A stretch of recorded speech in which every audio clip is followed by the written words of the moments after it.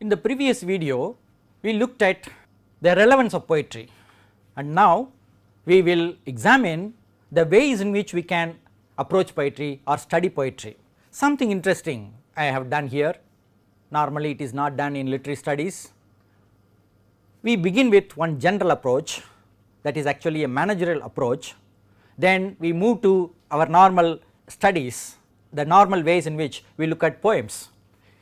Linguistic approach by looking at words and sentences, a literary approach by examining form and content, a rhetorical approach investigating the poetic devices used by poets, then metrical approach looking at rhyme, rhythm and meter, and lastly we may go for this what is known as critical approaches, examining the critical ideologies of readers. Our question is, how do we approach poetry? So, the general approach we have is from Simon Sinek's idea of why, how and what. When we look at a poem through a linguistic approach, we focus on words and sentences. When we come to rhetorical approach, we examine poetic devices. Literary approach helps us in examining the form and content. Here I have used some ideas from two critics, one is called John Peck, another is Helen Wendler. Both of them are well known critics, they have written lots of books and articles. They have given some ideas based on which I thought we could approach poems. Then we have critical approaches from various points of view, for example feminism or deconstruction or post-colonialism or any kind of approach that we may think of. To put all of them together, we have an example from Shakespeare's sonnets. The sonnet that we look at is Sonnet 18. Who is Simon Sinek? I came across this amazing man. He has given a TED talk called Start with Why, how great leaders inspire action. This he gave in 2009 and it has become viral and lots of views we have. Who is he and what does he do? He is actually a management consultant, an entrepreneur, a businessman, a motivational speaker. He has a concept called the golden circle, and this golden circle is connected with our brain, the inner part and the outer part. The outer part we have this idea concept neocortex, and within the brain we have the inside part we have limbic brain. So, he connects these ideas of why, how, what to these three parts actually in the brain. Why is at the core, limbic brain, where we have all kinds of feelings. This second question of how, doing is also connected with our feeling, and lastly what is connected with knowing, that is the outer circle. So, the inner circle and the outer circle we have. What he believes is that we should be able to move from the inner circle to the outer circle, not the other way. He uses this golden circle to explain why some companies are very successful, why some other companies are not so successful. So, we believe that this kind of starting with the inner circle, starting with this question of why, that is why we began with this relevance of poetry. Why do we have to study poetry? What is that? What is its relevance to us? So, it ultimately it is connected with our belief system. So, if our belief system is strong, then whatever we do we will come to know and it will be very successful. Simon Sinek's golden circle has given us two sets of questions, one for poets, another for readers. For poets, the questions are, why do poets write their poems? How do poets write their poems? What poems do they write? And for readers, we have another set of questions. Why do readers like you and me, why do readers read poems? How do readers read poems? And what poems do readers read? All of us do not read all poems, all of us do not read in the same way, all of us do not read poems. How? What? These questions are the driving questions for us to study poems throughout the course. From this general approach, this is a kind of framework, we go to our conventional ground where we have a linguistic approach. This is important, this is basic, because a poem takes shape in a language. What is language if not a group of words? What do poets do with language? Poets use, we can call it poetic language. What is this poetic language? It is a special kind of use of words. They do it differently from what every normal human being does. That is figurative language we can call it, metaphorical language we can call it, or poetic language. When words are thus used specially by poets, they create what is known as poetic diction, a group of words or the kind of words expected in poetry. And when a poet creates some kind of diction for himself, or when a group of poets create a diction for themselves, they distinguish themselves from other poets, other kinds of poems. So, historically if you look at medieval poetry, you will find that that is different from what we have in Elizabethan poetry, or what we have in metaphysical poetry, or neoclassical poetry, or romantic poetry, Victorian poetry, modern American feminist poetry, or Indian poetry, or any kind of poetry you can identify. And the diction is a key factor which differentiates one kind of poetry or one school of poetry from another. Next, we look at this idea of literary approach. What is this literary approach? Literature has its own conventions. Within literature, poetry has its own conventions further. Poetic language conveys feelings and thoughts through a special language, and whatever they convey, they are all common emotions and ideas. When we come to feelings, we see that they create a tone, a mood, or an atmosphere in a poem. When these feelings are expressed, they manifest themselves in some ideas. That is why the subject matter of a poem we have, and these feelings and ideas are expressed through certain forms, say sonnet or stanza. We have certain poetic conventions, including the linguistic devices or poetic devices. For me, poems are like zipped files. So, what do? We have to extract the meanings from them. Not just one reading, but many readings may be required despite the problem of meaning and representation. Today, if you read about literature, literary criticism and theory and all that, you will find that meaning is problematic, representation is problematic. Then what do? In spite of all this, we continue to read poems, understand them, and express our own views about them. What is the source of meaning, or what are the sources of meaning? We create meaning by reading. Reading practices depend on our own cultural beliefs. So, the same poem that I read will give a different meaning for you and for you, for me and for you. Broadly, we have two approaches, extrinsic and intrinsic, and these ideas are beautifully brought out by a critic, M.H. Abrams, in his essay Orientation of Critical Theories. There he talks about four factors which contribute to meaning: author, text, reader and the world. Where is the meaning? Is the meaning in the author, or in the text, in the reader, or in the whole world? Generally people agree poems are everywhere, meanings are also everywhere. Then what do? We recreate meanings to suit our own needs, our own actions, our own moods.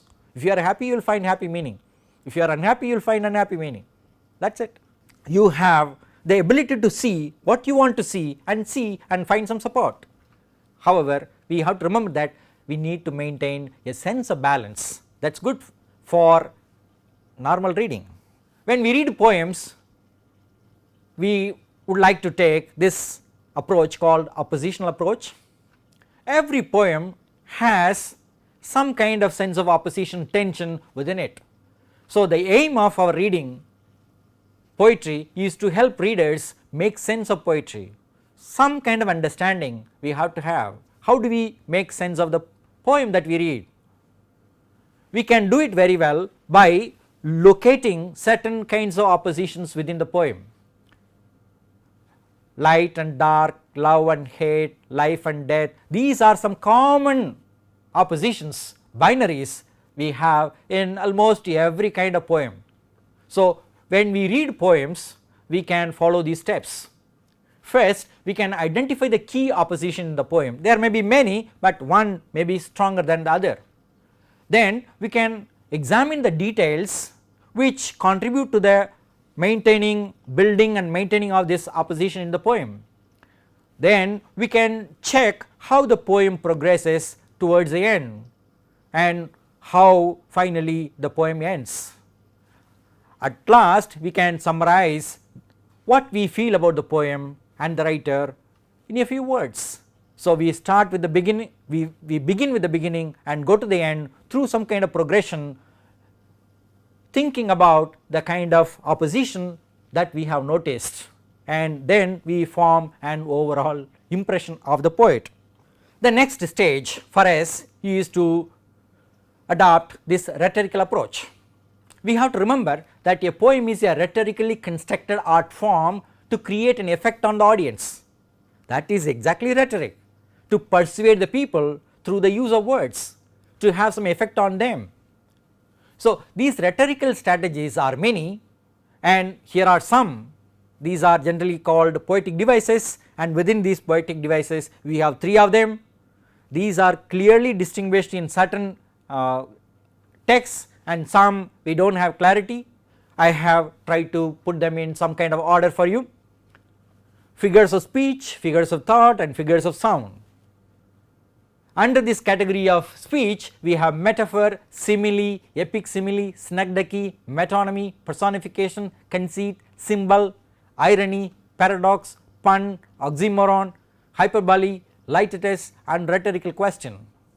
Under this category of figure of thought, we have parallelism, antithesis, zeugma, chiasmus. And lastly, this sound, we have syncope, apostrophe, alliteration, assonance.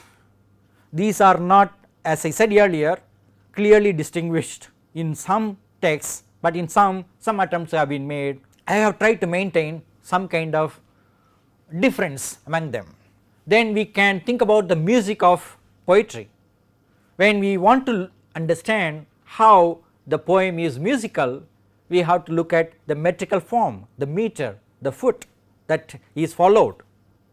Every poem has a meter, it is called a measure. In English, we have this iambic pentameter. This is a base meter, and there will be different kinds of variations. The meter is varied to contribute to the rhythm. That is where we have this up and down movement or flow of sound. There are certain other sound effects as well. Rhyme is dominant, certain words will be repeated, certain ideas will be repeated, certain sounds will be repeated. There we have this alliteration, and then we have assonance. If these terms are a little technical, please wait, we will come to them, we will give examples for them, we will define them. All sound effects add to the music of the poem. We will look at them in another lecture on the music of poetry. We come to the last section of approaching poetry, critical approaches. We have many critical approaches, and when we look at critical approaches, 2 points we have to note. One, exclusion and inclusion. Whenever you have one particular kind of reading, you include certain ideological understanding of life or philosophy of life, you exclude another kind of ideology or philosophy of life or outlook on life. So, what is this exclusion and inclusion, and how does it decide our own approach to poetry is all that we have to ask ourselves. But we have to understand language is a basic medium, main primary medium by which we understand poetry. So, one common understanding that we have all now is language is a social construction. Language is a constructed conventional, language is constructed conventional, traditional, it has no intrinsic value in itself. We all agree that this is it, and then we go ahead with that. This kind of constructed, socially constructed language embeds or has in itself certain structures of beliefs about the world. So, based on these various belief systems, we have many different critical reading positions. If we believe in the author's life, we go for biographical approach. If we believe in history, we go for this historical approach. Similarly, we have political readings, social readings, textual readings, structuralist readings, post-structuralist readings, psychoanalytical reading, feminist reading. Within feminism you have many. Similarly, we go for post-colonial or new historicist reading. We also have something called intertextual reading and something more interesting, intersectional reading, locating the agency or the subjectivity of the reader and many other things. And we have one famous reading called close reading, we will follow it, and recently we have got something called distant readings. We cannot read all poems, we cannot read all texts, then how do we have some opinion about all poems or all texts? That is where we go for these distant readings. Essentially, every reader is a producer and consumer of meanings. Producer, we produce and we also consume, but this producer of meaning is somewhat less because all of us do not critically read poems, we rather tend to consume meanings by the language that we use. Here we have this example from Shakespeare, Sonnet 18. It is a very well known poem. Shall I compare thee to a summer's day? Thou art more lovely and more temperate. Rough winds do shake the darling buds of May, and summer's leaves hath all too short a date.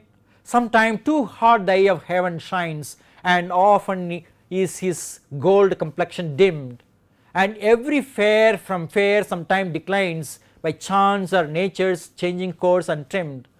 But thy eternal summer shall not fade, nor lose possession of that fair thou owest, nor shall death brag thou wanderest in his shade, when in eternal lines to time thou growest.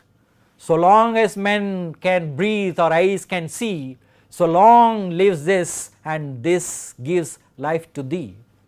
This is a poem that Shakespeare wrote for his friend. How do we approach this poem, this sonnet? Sonnet is a poetic convention, it has 14 lines and it has a structure. Earlier we looked at Petrarchan sonnet, and here we have Shakespearean sonnet, a variation of that conventional form. Here we have 3 quatrains, that is 4 lines each, and then one couplet, 2 lines at the end. The whole poem is developed in the form of a question and an answer. The question is, shall I compare thee to a summer's day? If I compare, what are the limitations? Then the answer is, the comparison does not favor you, so in my poetry you will live. The metaphor that is used in this poem is summer's day and sun. This temporality, time passes, time changes and death plays a very crucial role. That is where this poetic device called hyperbole, some kind of exaggeration. How can we say that death cannot boast of its own ability to make people die or kill people, or subject to death, subject to time? Who can escape time and death? But our poet Shakespeare claims that he can immortalize his friend in his poem. That is where we have this idea of theme, or what is this main idea in this poem? It is all about friendship, and it is about eternal friendship, and this eternal friendship is pitched against the idea of transience, time, changing time, death, eternal time, and also poetry. the contrast, the opposition that we have in this poem is between light and dark, summer's day, and then life and death. The poet, the friend is young now, as he grows he will have to face death. So life and death both are contrasted.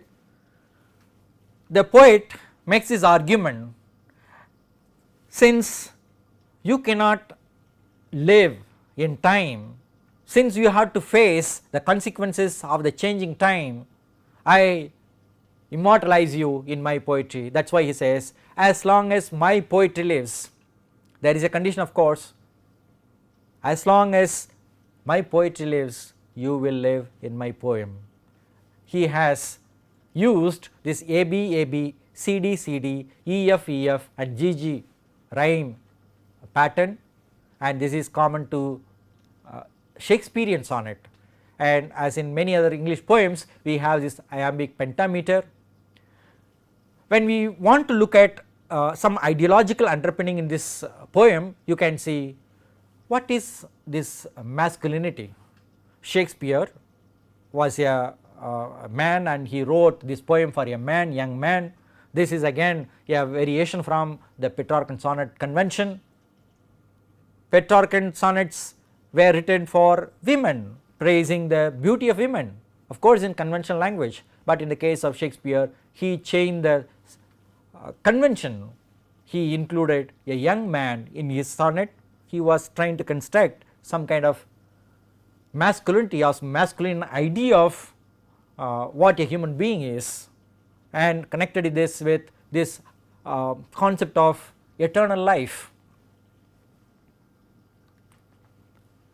In this presentation what we have looked at is the way in which we can approach a poem. How do we study poems?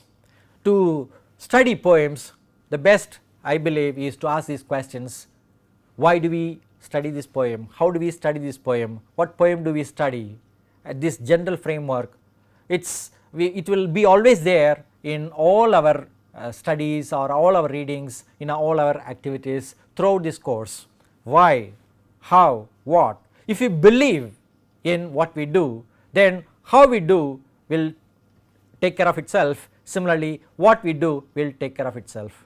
So I believe in poetry, and I hope those of you who have joined this course, I do believe you have belief in poetry and you will take care of yourself, and the course will be wonderful for you. If we follow this linguistic approach, that is the way in which words and sentences have been used in a poem, if we study them closely we can learn some idea of the poem. Then if we add some literary conventions like this form and content, we can learn a little more. When we want to understand the content or the theme, if we focus on this opposition between two ideas, we can easily understand what is there in the poem. And to examine the effect the poet has on the reader, we have to examine the rhetorical devices or poetic devices, as we call them, figures of speech, figures of thought and figures of sound. This will help us, and the figures of sound actually take us to the next point about metrical approach. There is some rhyme, there is some rhythm, there is some music, there is some flow which we can appreciate if we know certain conventions in creating music. This meter or rhythm we will be able to understand. One meter that we have so far seen is this iambic pentameter, that is normally used in English poetry. We will have variations, we will look at them one after another whenever we have the chance to look at them. Lastly, we have many approaches, many critical approaches. These are called critical because they ask questions, fundamental questions. What is language? What is man? What is poetry? What is this underlying idea in this? What does the poet say this? What does he represent? What does he advance? We have so many questions. These questions, when we probe them seriously, we get into this idea called ideologies, some kind of consciousness, some kind of understanding. Do we know them all? That is where this notion of criticality or critical approach, knowing what we do or what somebody has done, what is the ulterior motive, is there anything that guides us without our own knowledge? So, we have to examine deeply, we have to probe deeply so that we can understand the effect it may have, ideological effect some poem or literary text that may have on us. We have some references for every lecture. All these ideas are based on some of these lectures. Please do watch, and if possible refer to some of them and help yourself with more and more of understanding of poetry. Thank you.